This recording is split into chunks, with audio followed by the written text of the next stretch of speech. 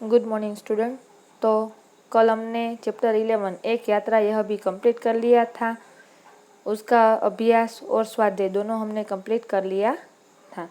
आज देखते हैं चैप्टर नंबर 12 रानी। रानी है, उसकी लेखिका है महादेवी वर्मा। उसका जन्म 1907 में हुआ था और निधन 1987 में।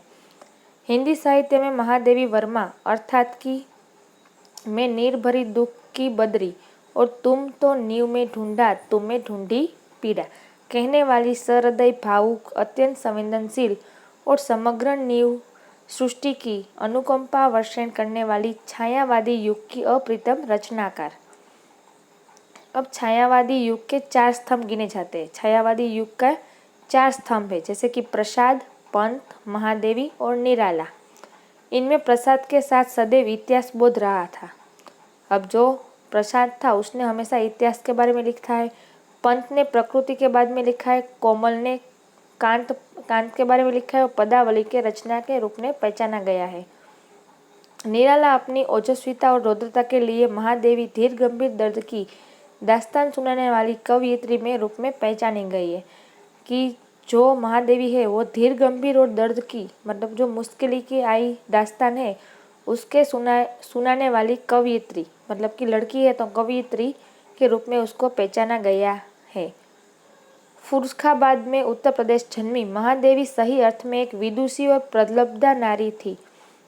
नारी के रूप में समग्र जीवन जी गई। मुख्यतः महादेवी कवयित्री ही रही, किंतु स्मृति की रेखाएं जैसी रचना के द्वारा उत्तम गद्यकार, रेखा चित्रकार के रूप में अपनी पहचान बनाने में सफल रही। उसने अपनी एक अलग छाप छोड़ दी। प्रयाग महिला विद्यापीठ की प्राचार्य और कुलगुरु के पद पर रहकर शिक्षा के क्षेत्र में आपने अनुपम योगदान दिया है।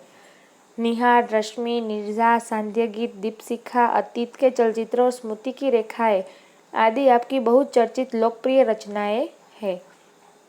अब इस लेसन में क्या है तो यहाँ रानी नामक एक घोड़ी उनके 2 साथी थे, निक्की और रोजी के साथ आई है। सम्मिलित है कि जिसका बड़ा मार्मिक और भावत्वपूर्ण शैली में चित्रित अंकित किया हुआ है। ऐसा लगता है कि यह नेवला, यह कुत्ती और यह घोड़ी हमारे सामने ही है। मतलब कि ऐसा ही लगता है कि बिल्कुल हमारे सामने है और उसकी बात हमें की गई है। पशु, पंछी और निर्दोष भोले ऐसे प्राणियों के प्रति महादेवी जी का स्नेह और प्रेम छलकता नजर आता है। पशु के प्रति उसे बहुत प्रेम था। लेसन देखते हैं कि रियासत होने के कारण इंदौर में शानदार घोड़े और सवारों का आधिक्य था। मतलब रियासत मतलब कि हमें जो आज़ादी मिली उसके बाद इंदौर में शानदार घोड़ों और उसके जो सवारों था उसका आधिक्य था। मतलब कि उसकी पदवी थी कि वो अच्छे के लिए माना जाता था। इसमें अतिरिक्त हम अंग्रेजों के बच्चों को छोटे टट्टुओं का सफ़ेद गधों जिसकी जाति के संबंध में रामा ने हमारा ज्ञानवर्धक किया था पर घूमते देखते थे। जो अंग्रेजों के बच्चे होते वो छोटे टट्टू होते या तो सफ़ेद गधे होते, उस पर सवारी करते थे। ऐसा हमने हमारे रामा था उसने बताया था। रामा की कहानियों में तो राजा अपराधियों तो गधे पर चढ़ाकर देश में निकाला देता है। अब रामा ने जो कहानियाँ सुनाई थी उसमें हमें बताया था कि राजा होते हैं वो जो अपराध करते उसको गधे के पीठ पर चढ़ाकर उसको देश के बाहर निकाल देते हैं। इन्हें गधों को पर बैठकर प्रसन्नता से घूमते देखकर विश्वास करना कठिन था कि इसे दंड मिला है। अब रामा ने हमको स्टोरी बताई थी उसमें बताया था कि जिसने अपराध किया उसको गधे पे बिठाया जाता है। लेकिन जब हमने देखा कि इन्हें गधों पर बैठकर खुशी मिलती है और वो तो पूरे जगह पे घूमते हैं और विश्वास उसका इतना कठिन था कि हमें भी विश्वास नहीं होता था कि इसके दंड मिल रहा है या उसे आज़ादी मिल रही है। रामा के पास हमारी जिज्ञासा का समाधान था। रामा ने हमारी जो जिज्ञासा मतलब नए जानने की इच्छा थी उसका समाधान किया। इन्हें विलायत में गधे पर बैठने का दंड देकर भारत भेजा गया है। उसने हमें क्या कहा कि कोई दूसरे विदेश में रहते हैं और उसको वहाँ से गधे पर बिठाकर ये दंड दिया है, इसीलिए भारत आए हैं क्योंकि वहाँ यह वाहन नहीं है, मतलब वहाँ गधा नहीं मिलता इसलिए। एक दिन हम तीनों ने बाबूजी को मौखिक स्मृति पत्र मतलब कि मेमोरेंडम दिया कि हमारे पास छोटा घोड़ा न रहना अन्याय की बात है। हमने बाबूजी को बोला हम तीनों ने कि हमें एक घोड़ा चाहिए। अगर हमें घोड़ा नहीं मिलेगा तो ये हमारे साथ अन्याय हो रहा है, ऐसा हमें लग रहा है। यदि अन्य बच्चों को घोड़े पर बैठने का अधिकार है तो हमें भी वह अधिकार मिलना चाहिए। जैसे दूसरे बच्चे घोड़े पे बैठते हैं वैसे हमें भी घोड़े पर बैठना है। बाबूजी ने हंसते हुए पूछा, सफ़ेद टट्टू पर बैठोगे? बाबूजी ने हंसते हुए क्या पूछा कि सफ़ेद टट्टू होता है उस पर बैठोगे? तुम कहो ते सात ठेल महल के उपरांत मैंने अंगुआ होकर गंभीर मुद्रा में उत्तर दिया, सफ़ेद टट्टू तो गधा होता है जिस पर बैठकर सजा दी जाती है। मतलब जो रामा ने समझाया था उसके बारे में हमने बोल दिया कि नहीं नहीं, वो तो सफ़ेद टट्टू मतलब कि गधा होता है और गधा पे बैठते हैं तो सजा मिलती है, ऐसा कहा जाता है। पता नहीं हमारे ज्ञान के वजस्त्र स्रोत रामा को बाबूजी ने डांटा या नहीं, परंतु कुछ दिन बाद हमने देखा कि एक छोटा सा चॉकलेटी रंग का टट्टू आंगन के पश्चिम वाले बरामद में बांधा गया था। अब पता नहीं हमने जो बात बताई बाबूजी को उसकी वजह से रामा को डांटा या नहीं डांटा, लेकिन कुछ दिन बीते तो एक छोटा सा चॉकलेटी रंग का टट्टू था, वो हमारे आंगन में पश्चिम की तरह वहाँ पे बंधा हुआ था। बरामदा तो घोड़े बांधने के लिए बनाया नहीं गया था, मतलब जो बरामदा था वो घोड़े बांधने के लिए नहीं बनाया था। अतः बाहर से टट्टू को लाने के लिए दीवार में एक नया दरवाज़ा लगाया गया कि अपना जो मेन गेट होता है वहाँ से नहीं, लेकिन उसके लिए नया दरवाज़ा बनाया और उसकी मालिश करने तथा खाने पीने घूमने की आदि की उसकी देखरेख के लिए छुट्टन नाम का साइस रखा गया। जो एक आदमी था बच्चा छुट्टन, उसको रखा गया कि उसकी मालिश करे, उसको नहलाए, उसको पिलाए, उसको खिलाए, उसके लिए। अब तो हम उस छोटे टट्टू से बहुत प्रभावित और आतंकित हुए, मतलब हमको बहुत पसंद आया। हमारे तथा हमारे अन्य साथी जीवों के लिए न मकान में कोई परिवर्तन हुआ न विशेष नौकर रखा गया। हमें लगा कि हम जब आए तो हमारे लिए तो कोई मकान अलग से नहीं बनाया गया, नहीं तो हमारे लिए कुछ परिवर्तन किया, नहीं तो हमारे लिए कोई नौकर रखा गया था। अब रामा को तो नौकर कहा ही नहीं जा सकता क्योंकि वह तो डांटने फटकारने के अतिरिक्त हमारे कान भी खींचता था और हमारी खिड़की तक दरवाजे में परिवर्तित नहीं हो सकी, जिससे हम रोजी और निकी के साथ कूदने और कष्ट से मुक्त हो सके। अब रामा नौकर नहीं कहा जा सकता क्योंकि वो तो हमें डांटता भी था, हमें मारता भी था, कान भी खींचता था और हमारी खिड़की थी वो उसमें दरवाजे में कोई भी परिवर्तित नहीं हुआ, मतलब कोई भी अलग नहीं करवाया, जिससे हम रोजी और निकी के साथ खेलने कूदने जा सके और मुक्त हो सके। बाबूजी से यह सुनकर भी कि वह टट्टू हमारी सवारी के लिए आया है, बाबूजी ने यह सुनकर भी कि वह टट्टू हमारी सवारी के लिए आया है। हम सब 4-5 दिन उसमें रुष्ट और अप्रसन्न ही घूमते रहे, परंतु अंत में उसने हमारी मित्रता प्राप्त कर ली। 4-5 दिन तो हमें वो टट्टू पसंद नहीं आया था, लेकिन बाद में हमसे उसकी मित्रता हो गई। रामा ने उसका नाम पूछने पर ज्ञात हुआ कि उसे ताज रानी कहकर पुकारा जाता है। रामा को पूछा इसका नाम क्या है तो उसने हमें बताया था कि इसका नाम ताज रानी है। ताजमहल का चित्र हमने देखा था और रामा और कल्लू को माँ की सभी कहानियों में रानी के सुख दुख की गाथा सुनते सुनते हम उसके प्रति बड़े सदैव हो गए थे। अब रामा हमेशा हमें ताजमहल का चित्र तो हमने देखा था और रामा की कहानियों में राजा और रानी तो आते ही थे, सुख दुख की कहानी आती थी तो वो तो हमें पता ही था। ताजमहल जैसे भवन की रानी होने पर भी यह वहाँ से कहानी की रानी की तरह निकल दी गई। यहाँ कल्पना करते हैं कि हमारी सारी ईर्ष्या और सारा रोष करुणा से पिघल गया और हम उसे और अधिक आराम देने के उपाय सोचने लगे कि इसे और भी आराम मिलना चाहिए। वह इतनी सुंदर थी कि अब तक उसकी छवि आंखों में वसी जैसी है। मतलब वो टट्टू था, वो इतना सुंदर था कि उसकी तस्वीर, उसका जो फोटो है वो आज भी आंखों में है। हल्का चॉकलेटी चमकदार रंग जिस पर दृष्टि फिसल जाती, इतना चॉकलेटी रंग था कि हम उसको देखते हैं तो भी हमारी नज़र है वो फिसल जाती है। खड़े छोटे कानों के बीच के माथे पर झूलता अयाल का गुज, मतलब उसके बाल होते हैं वो, और बड़ी काली स्वच्छ और पारदर्शी जैसी उसकी आंखें थी। लाल नखून जिन्हें फूल फुलाकर चारों ओर की गंध लेती रहती थी, मतलब वहाँ जो खुद काम करती थी नख से और बाद में उसकी जो गंध आती थी वो लेती थी। उजले दांत और लाल जीभ की झलक देते हुए गुलाबी ओटों वाला लंबा मुंह जो लोहा चबाते रहने पर भी श्रत विशत नहीं होता था। मतलब उसके दांत थे वो उजले थे, वाइट थे, और उसका लाल जीभ थी। उसको ओठ वाला मतलब पिंक कलर के उसके होठ थे, और वो चबाती थी जब खाना, तब उसके श्रत विपक्ष नहीं होता था। ऊंचाई के अनुपात से पीठ की चौड़ाई अधिक है, मतलब उसकी जो हाइट है उससे अच्छा उसकी पीठ है वो लंबी है। सुडौल मजबूत पैर और सघन पूंछ वो मक्खियाँ उड़ाने में क्रम में मोरछल के समान उड़ती गिरती रहती थी। उसका शरीर सुडौल था, पैर उसके मजबूत थे, और उसकी पूंछ है वो हमेशा मक्खियाँ उड़ाने के लिए काम में रहती थी।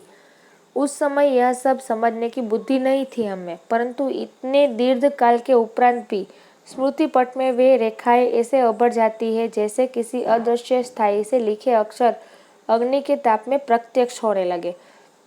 हम छोटे थे तो हमें बहुत याद नहीं है, लेकिन फिर भी आज भी उसका चित्र हमें बनाने के लिए बोले तो हम उसको आसानी से याद कर सकते हैं।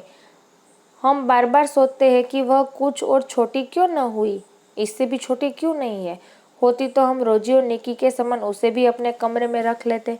जैसे हम रोजी और निकी दोनों को अपने कमरे में रखते हैं, वैसे इसको भी अपने कमरे में रख लेते।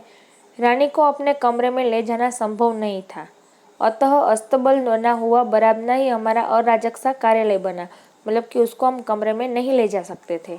बरामदा घोड़े बांधने के लिए तो बना ही नहीं था, अतः उसकी दीवार में एक खुली अलमारी और कहीं आते ताक थे, मतलब काने थे। उन्हीं में हमारा स्वेच्छा विस्थापित और शरणार्थी खिलौना का परिवार स्थापित होने लगा। वहाँ ही हम रहने लगे। रानी की गर्दन में झूल झूल कर, उसके कान और अयाल में फूल खोस खोस कर, उसको बिस्कुट मिठाई आदि खिला खिलाकर थोड़े ही दिनों में हमने उसे ऐसी मित्रता कर ली कि हमें न देखने पर वह अस्थिर होकर पैर पटकने की हिन हिनाने लगती थी। हमें न देखे तो वो अपने पैर पटकती थी और हिन हिनाने की आवाज़ करती थी। फिर हमारी घुड़सवारी का कार्यक्रम आरंभ हुआ। अब हम उसके मित्र बन गए तो अब घुड़सवारी शुरू होगी। मेरे और बहन के लिए सामान्य छोटी पर सुंदर जीन खरीदी गई। मेरे और मेरी बहन के लिए सामान्य और छोटी सुंदर जीन खरीदी गई, और भाई के लिए चमड़े के घेरे वाली ऐसी जीन बनवाई गई जिसे संतुलन खोने पर भी गिरने ना भय न हो। जीन मतलब कि उसमें बैठने की गादी। बाहर से चबूतरे पर खड़े होकर हम बारी बारी से रानी पर से आरूढ़ होते हैं और छुट्टन साथ दौड़ता हुआ हमें घुमाता। अब बारी बारी हम चबूतरे पर खड़े होते हैं और बारी बारी रानी के ऊपर चढ़ते थे और फिर नीचे आते थे। जब वो दौड़ती थी तो उसके साथ हम भी दौड़ते थे। सवेरे भाई बहन घूमते थे और स्कूल से लौटने पर तीसरे पहर या संध्या समय मेरा साथ यह कार्यक्रम दोहराया जाता था। सवेरे भाई बहन का कार्यक्रम होता है और मैं स्कूल से आती हूँ तो तीसरे पहर में मुझे यही कार्यक्रम दोहराया जाता था। परंतु ऐसी सवारी है, हमारी विद्रोही प्रकृति कैसे संतुष्ट हो सकती है। ऐसी सवारी हमको पसंद नहीं थी। अस्तबल में रानी की गर्दन में झूल झूल कर तथा स्टूल के सहारे उसकी पीठ पर चढ़कर भी हमें संतोष न था। कोई स्टूल या कुर्सी रखते थे, उस पर चढ़ते थे, लेकिन उसमें हमें संतोष नहीं आ रहा था। अंत में एक छुट्टी के दिन दोपहर में सबसे सो जाने पर हम रानी को खोलकर बाहर ले आए। सब सो गए थे और छुट्टी का दिन था, तो हमने रानी को खोल दिया और बाहर ले आए। चबूतरे पर खड़े होकर उसकी नंगी पीठ पर सवारी करके बारी बारी ने अपनी अधूरी शिक्षा की पूर्ण परीक्षा लेने लगे। मतलब कि उसकी पीठ नंगी, मतलब उस पर कुछ बिठाने का आसन नहीं था, और बारी बारी जो अधूरी शिक्षा हमको मिली थी उसकी परीक्षा हमने लेनी शुरू कर दी। यह स्वाभाविक ही था कि ताजरानी हमारी अराजक प्रवृत्तियों से प्रभावित हो जाती थी। हम जो भी करते थे उससे वो खुश रहती थी। वास्तव में बालकों में चेतना के विभिन्न स्तरों पर बोध न होकर सामान्य चेतना का ही बोध होता है। मतलब हम कुछ ज़्यादा नहीं सोचते थे, बस थोड़ा ऊपर छला सोच लेते थे। अतः उनके लिए पशु पक्षी वनस्पति सब एक परिवार से हो जाते हैं। निकी रानी की पूंछ से झूलने लगता था। निकी था वो भी रानी की पूंछ थी, उससे झूलते था। रोजी इच्छानुसार उसकी गर्दन पर उछलकर चढ़ती और नीचे कूदती थी, और हम सब उसकी पीठ पर ऐसे गर्व से बैठते थे जैसे मानो मयूर सिंहासन पर आसीन हो। जैसे कि हम कोई मयूरासन मतलब बड़ा सा सिंहासन हो उस पर बैठ गए हो। रानी हम सबकी शक्ति और दुर्बलता जानती थी, मतलब हम सबकी शक्ति क्या थी और हम सबकी दुर्बलता क्या थी वो उसको जानती थी। उसकी नंगी पीठ अयाल पकड़कर बैठने वालों को वह दुल्की चाल से इधर उधर घुमाकर संतुष्ट कर देती थी। अब नंगी पीठ पर भी हम बैठे थे तो भी वो इधर उधर हमें घुमाकर फिर संतुष्ट कर देती थी। परंतु एक बार मेरे बैठ जाने पर भाई ने अपने हाथ की पतली संटी उसके पैरों में मार दी। अब भाई ने क्या किया, जब मैं उसके ऊपर बैठी तो भाई ने एक पतली सोटी थी वो उसके पैर पे मार दी। चोट लगने की तो संभावना ही नहीं थी, परंतु इसे न जाने उसका स्वाभिमान आहट हो गया और कोई दुखद स्मृति उभर आई। मुझे ऐसा लगा कि इसे उसको चोट तो नहीं आई, पर उसे कुछ याद आ गया जो दुखद था। वह ऐसे वेग से भागी मानो सड़क, पेड़, नदी, नाले सब उसे पकड़ बांध रखने का संकल्प किए हो। मतलब कि वहां से वो जब उसको मारा गया पेड़ में वो सटी, तो ऐसी दौड़ने लगी जैसे पेड़, नदी हो तो सब जाने ही लगे। कुछ दूर मैंने अपने आप को उस उड़न खटोले पर संभाला, मतलब कि उसकी पीठ पर मैंने अपने आप को संभाला, परंतु गिरना तो निश्चित ही था। मेरे गिरते ही रानी मानो अतीत के वर्तमान से लौट आई, मतलब कि जो अतीत में चली गई थी, भूतकाल में चली गई थी, वो फिर से वर्तमान में आ गई और इस प्रकार निश्चल खड़ी रह गई जैसे पश्चाताप की प्रस्तर प्रतिमा हो। मतलब कि वो मुझसे क्षमा मांग रही हो, वैसे वो खड़ी रह गई। साथियों के चीख पुकार से सब दौड़े और फिर बहुत दिनों तक मुझे बिछाने पर पड़ा रहना पड़ा। मेरे जो साथी थे उसने चिल्लाया तो सब घर के लोग थे वो जग गए और बाहर आ गए और उसके बहुत दिन बाद मुझे बेड पर पड़ा रहना पड़ा। स्वच्छ होकर रानी के पास जाने पर वह ऐसी करुण पश्चाताप भरी दृष्टि से मुझे देखकर ही हिनने लगी कि मेरे आंख में आंसू आ गए। उसको भी पश्चाताप हो रहा था, मैंने इसको ही गिरा दिया, तो वो भी रोने जैसी हो जाती थी। एक बार भाई के जन्मदिन पर नानी ने उसके लिए सोने के कड़े भेजे। एक बार भाई का जन्मदिन था तो नानी ने उसके लिए सोने के कड़े भेजे हाथ में पहने के। सामान्यवत हम कोई भी नया कपड़ा या आभूषण पहनकर रानी को दिखाने अवश्य जाते हैं, हमेशा की तरह कि हमारे लिए कुछ भी नया आया हो तो हम रानी को दिखाने जाते थे। सुंदर छोटे छोटे शेर मुंह वाले कड़े पहनकर भाई भी रानी को दिखाने गया और न जाने किन प्रेरणा से वह दोनों कड़े उसने दोनों कड़े उतार दिए और वो दोनों रानी के खड़े सर तक कान होते हैं, कानों में वलय की तरह उसने पहना दिया।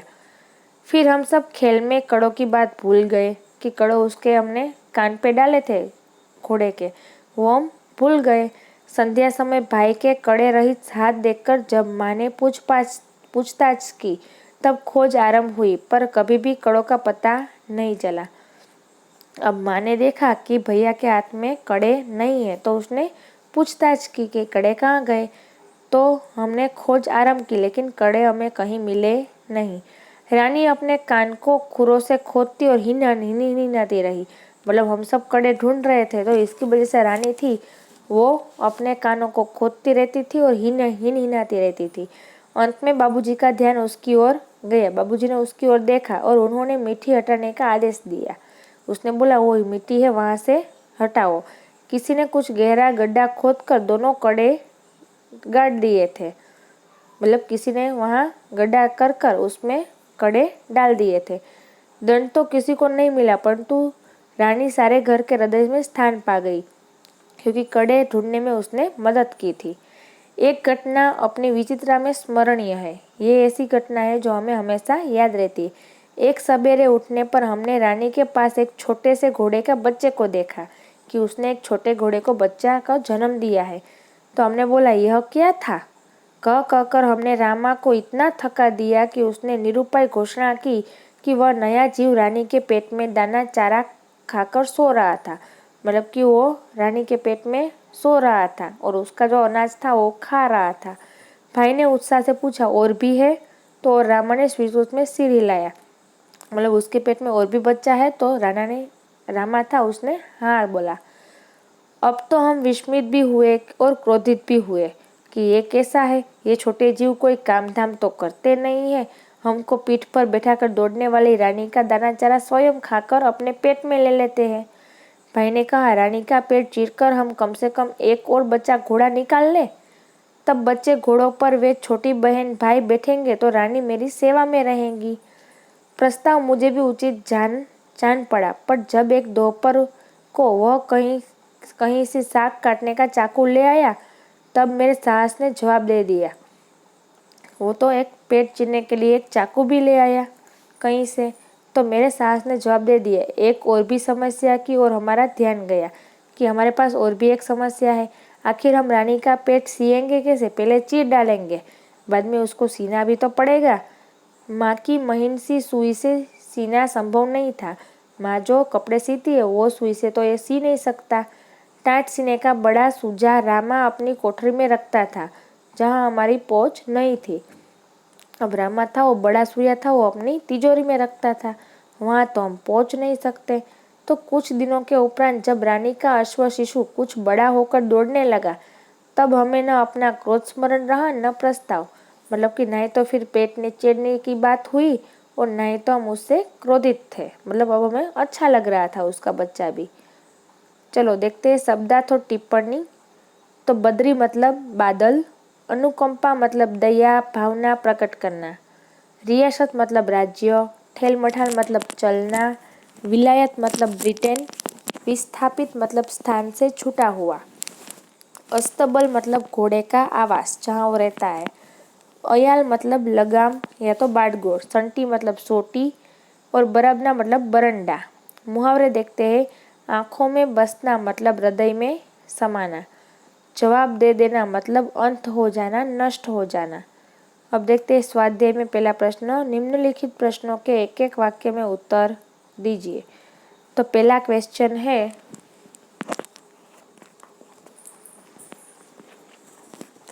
रानी कौन सी साहित्यिक विद्या है? तो आंसर लिखिए। रानी रानी रेखा चित्र इन्वर्टेड कोमा में लिखना, रेखा चित्र, रानी फिर इन्वर्टेड कोमा, रेखा चित्र साहित्यिक विद्या है। दूसरा है, लेखिका ने रानी के अलावा और कौन कौन से चरित्र लिए हैं? तो आंसर लिखिए। महादेवी वर्मा ने रानी के अलावा रोजी काउंस में लिखिए कुतिया।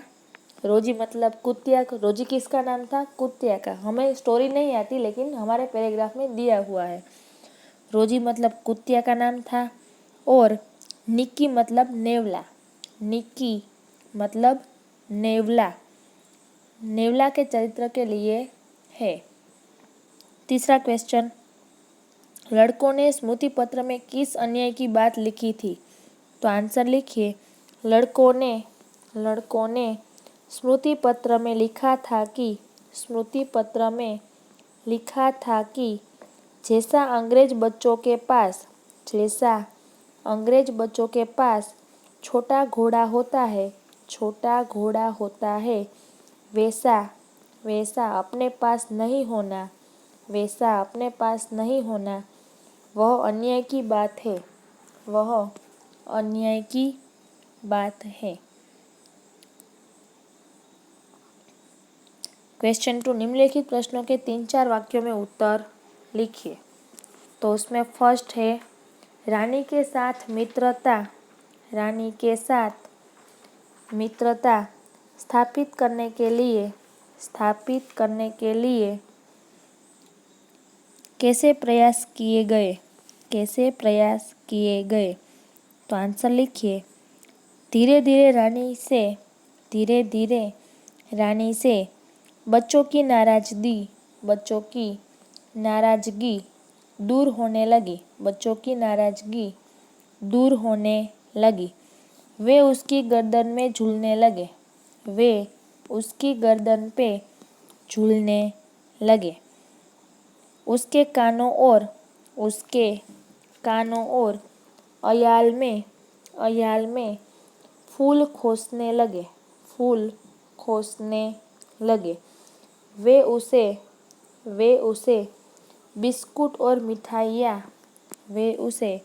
बिस्कुट और मिठाइयाँ खिलाने लगे। खिलाने लगे। दूसरा क्वेश्चन है, रानी की पीठ पर सवारी करने पर कौन सी दुर्घटना घटी हुई और क्यों? तो आंसर लिखिए। एक बार महादेवी रानी की नंगी पीठ पर बैठी। रानी की नंगी पीठ पर बैठी। उसी समय उसके भाई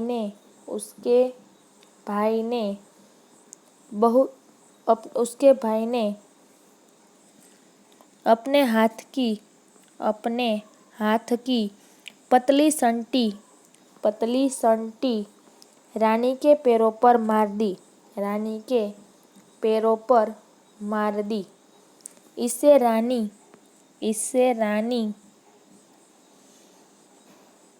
बहुत तेज भागने लगी। महादेवी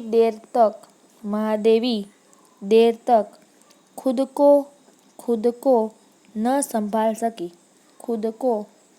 संभाल सकी और नीचे गिर पड़ी। संटी लगने से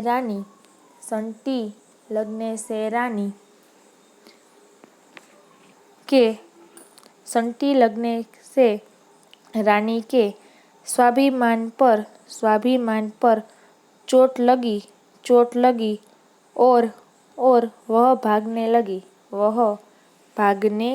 लगी। क्वेश्चन 3, शब्द समूह के लिए एक शब्द लिखिए। उसमें पहला है ज्ञान में वृद्धि करने वाला। तो आंसर होता है ज्ञानवर्धक।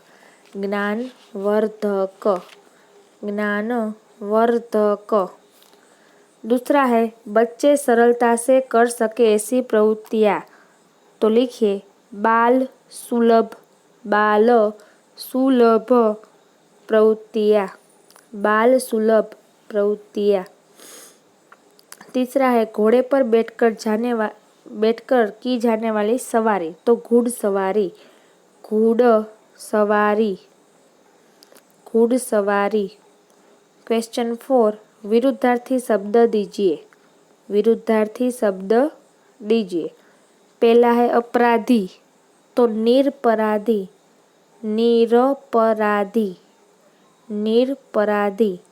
दूसरा है प्रसन्नता। तो लिखिए अप्रसन्नता। तो अप्रसन्नता। तीसरा है दंड। तो पुरस्कार। तो यहाँ हमारा ये चैप्टर है वो ख़त्म होता है 12वां। इसमें कुछ समझ में नहीं आता तो वीडियो लेक्चर ख़त्म होने के बाद आप पूछ सकते हो, वरना एक्सरसाइज फेयरबुक में कंप्लीट करके रखना और फ्राइडे सैटरडे अपना होमवर्क भेज देना।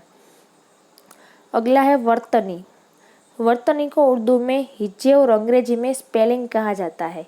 जिस शब्द में जितने वर्ण या अक्षर जिस अनुक्रम के प्रयुक्त होते हैं उन्हें उसी क्रम में लिखना ही वर्तनी होता है।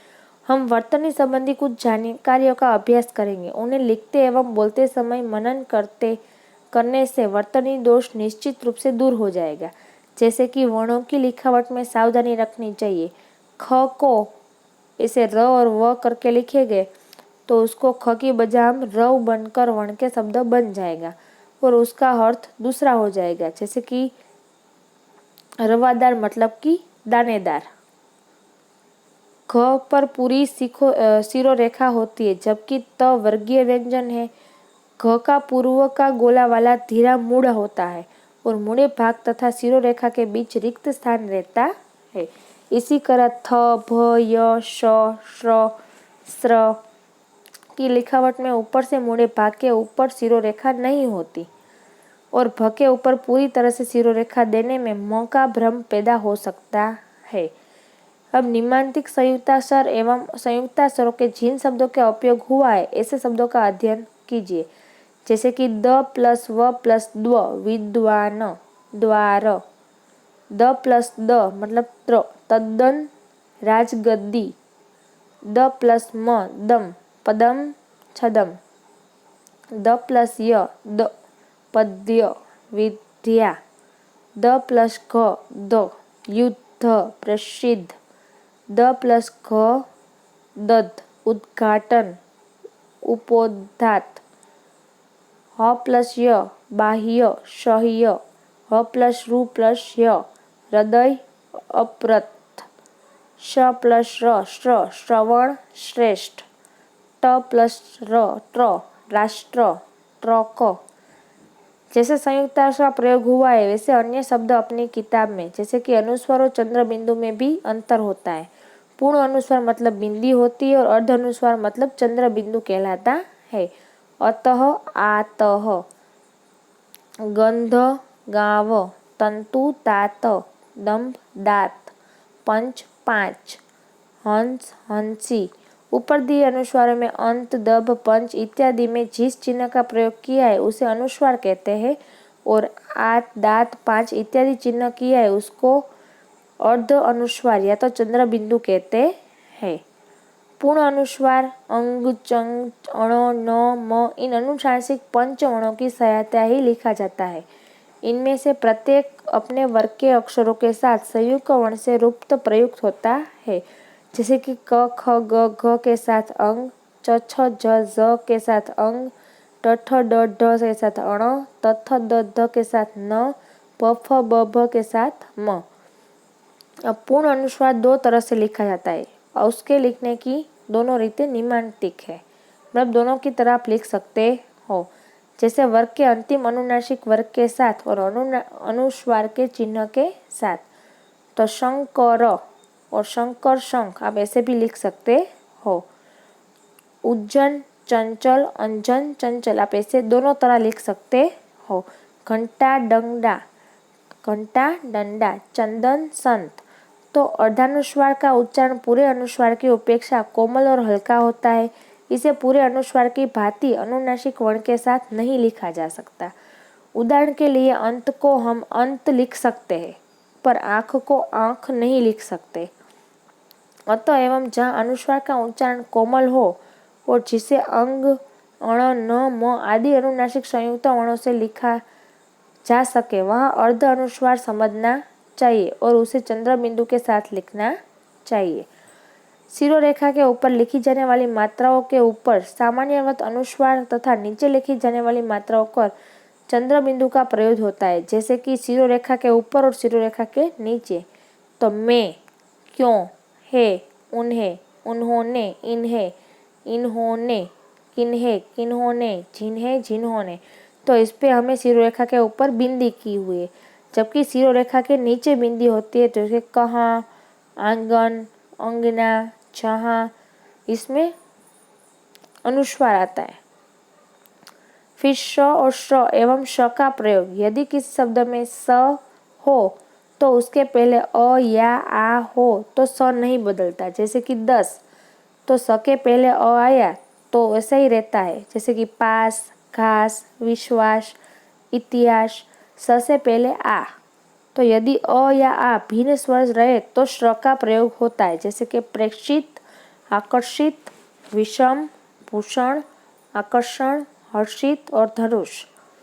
ह वर्ग के पूर्वज श्र का प्रयोग होता है तो किलष्ट, विशिष्ट, नष्ट, कष्ट, भ्रष्ट, षडासन, षडानन और षोडश आदि। रु के बाद श्र का प्रयोग होता है तब तो के ऋषि, कृषि, वृष्टि, कृषक, तृषित, ऋषभ आदि।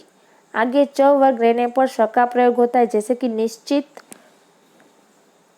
निश्चय, निश्चल आदि। यदि श्र एवं श्र दोनों के साथ प्रयोग हो तो पहले श फिर श्र का प्रयोग होता है। यदि स भी रहे तो क्रमश पहले ससला का स आता है, फिर शरणाई का और फिर षटकोण का, जैसे विशेष, श्रेष्ठ, शोषण, शीर्षक, विश्लेषण और संश्लेषण आदि। क, ख, ग, ज और फ का प्रयोग तो कत्ल, खबर, गरीब, जमाना, फकीर, कदम, खर्च, गलत जमीन, फर्ज, कद्र, खानदान, गाफिल, जहर, फरमान, कलम, खुदा, गुस्सा, जिंदगी, फरेब, काबिल, खुश, गैर, नमाज और फुर्सत। तो ऊपर दिए उदाहरण तो ध्यान से देखिए, इसमें क, ख, अंग, ग, झ, फ के बगल में नुक्ता या बिंदी लगाई गई है। इन शब्दों के बगल में बिंदी केवल इनके उच्चारण को स्पष्ट करने के लिए लगाई जाती है। अरबी और फारसी भाषा में इन सर्वोत्तम निर्देशिक वर्णों का उच्चारण कोमल या हल्का भाव से करना चाहिए। ड और ढ का प्रयोग डमरू, अक्कड़, डर, बड़ाई, डाक, रणछोड़, डाली, झाड़, ढंग, गढ़, ढब, पढ़ाई, ठेरी, बाढ़, ढोल, सीढ़ी। ऊपर दिए नंबर 1 और 2 में शब्दों को ध्यान से पढ़िए। नुक्ता वाले इन ड और ढ के संबंध पर यह बात याद रखने लायक है कि दोनों अक्षर कभी शब्द के शुरू में और अनुस्वार के बाद नहीं आते हैं। अब ह्रस्व दीर्घ और भूलों के उदाहरण, जैसे कि ई की वजह, ई की भूलें, जैसे कि अशुद्ध और शुद्ध, ईश तो ईश नहीं लिखा जाता, ईस लिखा जाता है। किस तो किस में दीर्घ नहीं आती, ह्रस्व आती है। जिसमें भी ह्रस्व आता है, दीर्घ नहीं आता। चाहिए तो चाहिए में ह है वो ह्रस्व आता है। निकट में नी है वो ह्रस्व आता है। कोशिश में जो बीच का स है वो ह्रस्व आता है। गिरना में गी है वो ह्रस्व आता है। कठिनाई में ठिया है उसको ह्रस्व आता है। फिर में तो फिर है वो शुद्ध भाषा में ह्रस्व आता है। रिहा में भी ह्रस्व आता है। लिया में भी ह्रस्व आता है। बहिन में भी ह्रस्व आता है। विकट में ह्रस्व आता है। विदित में दोनों पद है वो ह्रस्व आते हैं। मिलना में भी दोनों पद है वो ह्रस्व आते हैं। विकसित में भी दोनों पद है वो ह्रस्व आते हैं। अब बड़ी ई की जगह पर छोटी ई की भूले तो चीज कैसे लिखते हैं, दीर्घ आता है। नारी, नींद, सती, स्त्री, महीना, नीचे, पीछे, कीमत, तीसरा, बीमार, नजदीक, यकीन, विनंती, शरीर, गृहिणी, स्वीकार, हार, जीत।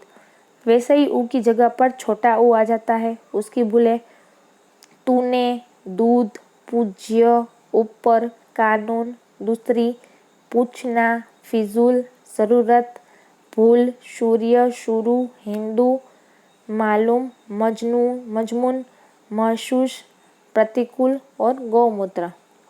वैसे छोटी ऊ की जगह पर बड़ा ऊ आता है तो तुम, तुम्हारा, पहुंचना, पुजारी, सुख, सचमुच। ह्रस्व दीर्घ और भूलों की निर्देशिक उदाहरणों के अलावा कुछ और भूलों के उदाहरण उनसे बचने के सामान्य नियम निम्नलिखित किए गए, जैसे कि जब संयुक्ताक्षर के अत्य स्वर पर भार हो तो उसके, जैसे कि कुत्ता, गुच्छा, बिल्ली, सुस्त, किश्ती, चिट्ठी, नुस्खा और लुप्त, ये सब ह्रस्व आते हैं। इकारण स्त्रीलिंग शब्दों में बहुवचन के रूप दीर्घ ई और ह्रस्व ई में बदल जाती है, जैसे कि थालिया, जिंदगिया, टोपिया। जब बहुवचन में होता है तो उसका ह्रस्व हो जाता है। दासिया, पोथिया, सदिया। तीसरा है संस्कृत से आए हुए तत्सम शब्दों के अंत्य में ती अतिस्व ह्रस्व ही होती है। वो संस्कृत से शब्द आए हैं तो उसे तत्सम बोलते हैं और उसका जो लास्ट शब्द होता है वो ह्रस्व आता है, जैसे कि गति, पति, भक्ति, मति, रीति, स्थिति। वैसे ही चौथा उदाहरण है कि श्रेष्ठावाचक शब्दों का प्रत्यय इष्ट की जगह इष्ट होता है। त की जगह क्या आ जाता है, ठ आ जाता है। कनिष्ठ, घनिष्ठ, जयेष्ठ, धर्मिष्ठ, बलिष्ठ यानी श्रेष्ठ। ऐसे ही ई प्रत्यय में दीर्घ ई होती है, जैसे जातीय, प्रातीय, राजकीय, देशीय, वर्षीय, स्वर्गीय। सामान्यतः एक शब्द में ई ह्रस्व होता है, जैसे कि औद्योगिक, ऐच्छिक, दैनिक, नैतिक, शारीरिक, स्थानिक। सामान्यतः इन शब्दों में ई दीर्घ होता है, जैसे कि अर्वाचीन, नवीन, पराधीन, प्राचीन, कुलीन, स्वाधीन। वैसे ही प्रत्यय संबंधी भूलें कौन कौन सी है तो देखिए, उत्कर्ष, औदर्य या तो उदारता, गौरव या तो गुरुता, धीरता तो धैर्य, साम्य तो क्षमता दोनों होता है, सौजन्य और सुजनता, ऐक्य एकता, कुपणता, कापण्य, दरिद्रता, दारिद्र्य, पौरुष पुरुषत्व, वैमनस्य, सुंदरता और सौंदर्य। उपयुक्त उदाहरण से पता चलता है कि भाव प्रत्यांत शब्दों के बाद प्रत्यय लगाना ठीक नहीं है। अब है हलंत का प्रयोग। तो मान, वान, हान प्रत्यय शब्दों के हलंत का प्रयोग अवश्य होना चाहिए, जैसे कि वो खोड़ा शब्द हो, जैसे कि श्रीमान, आयुष्यमान, महान, विद्वान। त, मम, उत, प्रत्यंत, तत्सम शब्दों के हलंत का प्रयोग किया जाता है, जैसे कि स्वागतम, जगतः, परिषदः, पश्चात, शरद, सम्राट, विद्युत आदि।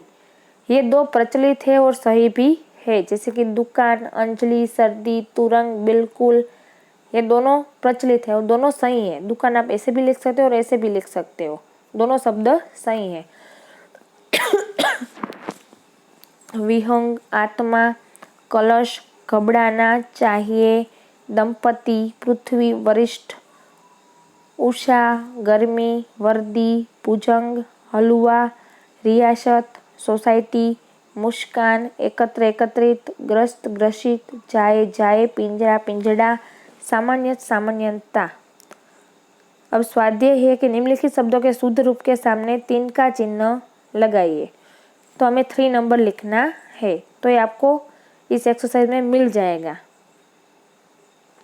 निम्नलिखित शब्दों में अशुद्ध वर्तनी वाले 20 शब्द है, उसे छांटकर उसके साथ शुद्ध वाक्य में रूप में लिखिए। वैसे ही अशुद्ध वर्तनी वाले शब्द उनके शुभ रूप में लिखिए। क्वेश्चन 3 है, निम्नलिखित वाक्यों के 2 शब्द वर्तनी अशुद्ध है। अशुद्ध शब्दों के स्थान पर शुद्ध वर्तनी का प्रयोग करते दूसरे वाक्यों को दोबारा लिखिए।